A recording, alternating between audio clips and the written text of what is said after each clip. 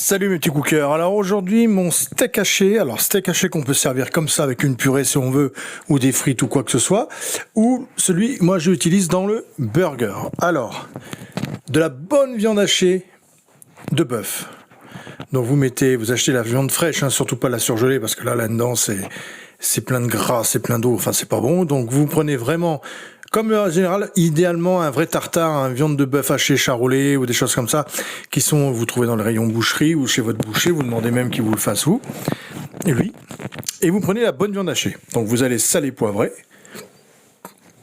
Donc jusque là rien de extraordinaire, C'est juste un steak haché sel poivre quoi.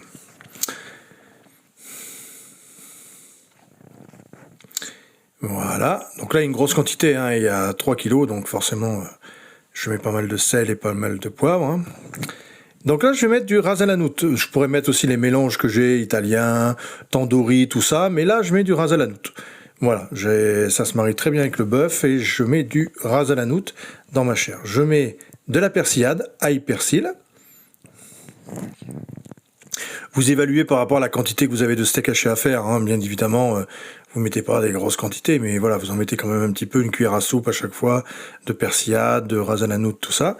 J'y mets un bouquet de persil, donc vous mettez 2 branches, si vous avez 6 petits filets les steaks hachés, 6 petits steaks hachés. Voilà, je hache grossièrement mon basilic, je vais pas le hacher, je vais laisser des petits morceaux de feuilles, ce qui va être bon à la dégustation aussi. Il libérera pas mal d'arômes, donc c'est pas mal de laisser un peu de matière. Voilà. Des fois c'est difficile de filmer, en même temps il faut que ce soit dans le cadre de la caméra, tout ça. Donc c'est vrai que quand on n'a pas la caméra, on fait ça en 10 secondes, tac, tac, tac, tac. Mais là on est obligé de faire avec la caméra. Donc voilà, on met le basilic. Donc c'est bien aromatisé. Là j'ai haché au mixeur, vous pouvez le faire au couteau bien évidemment, de l'oignon rouge. Donc vous voyez, on a un steak haché qui a beaucoup de goût, qui a pas mal de choses dedans. Donc voilà, donc là j'ai mis de l'oignon rouge et là des cornichons. Cornichons hachés, je fais bzzz, vraiment, je fais pas une purée, mais voilà, et ensuite on mélange de tout. Alors on pourrait rajouter un œuf ou 2, histoire que quand vous allez cuire votre viande, ça va lier un peu la viande, pour qu'elle se tienne, mais elle se tiendra déjà très bien comme ça. Donc vous mettez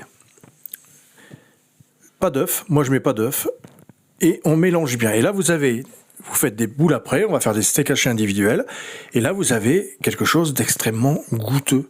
Vous voyez, au lieu de cuire dans un burger un steak haché classique qui n'a pas de goût, là, on a quelque chose de super goûteux. Vous voyez, regardez. Donc voilà. Et là, mon steak pour mon burger sont prêts. Regardez-moi ça.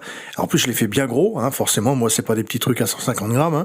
Vous savez, mon côté gourmand et généreux. Donc, forcément, moi, ça arrive plutôt à 200 grammes pièce. Donc, c'est pour ça que les burgers ont beaucoup de succès au restaurant, bien évidemment. Donc, voilà.